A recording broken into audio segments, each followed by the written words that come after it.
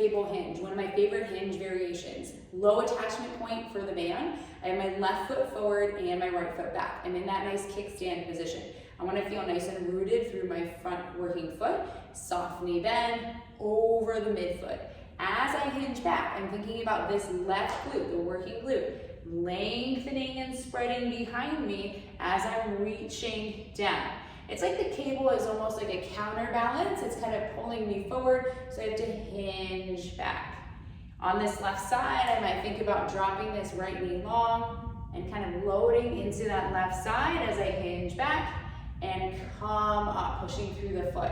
Watching that my arm doesn't pull me forward too much where I'm rounding, so keep that upper body on that right side kind of pull back, that lat engaged on that right side so you don't fall forward on your face.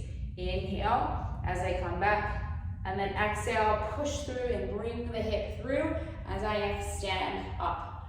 Never locking at my knee, it stays soft, knee stays soft and bent as I hinge back and come through to stand.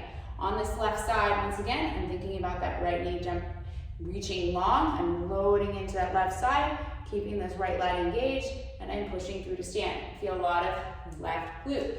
On the right side, similar setup, I can think about reaching long, watching that this left rib cage doesn't flare in the process. So I'm reaching long, sending my right booty back, keeping this left rib cage back, and then I'm pressing through the ground to stand up. So I'm keeping that left arm back, lat engaged, thinking about soft knee bend, and I'm keeping my hips a little bit more neutral as I come down, left rib cage back, and then I'm going to think about pushing through my foot to stand.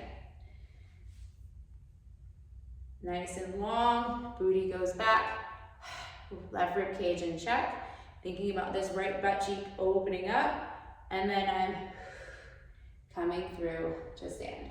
That is your single leg cable hinge.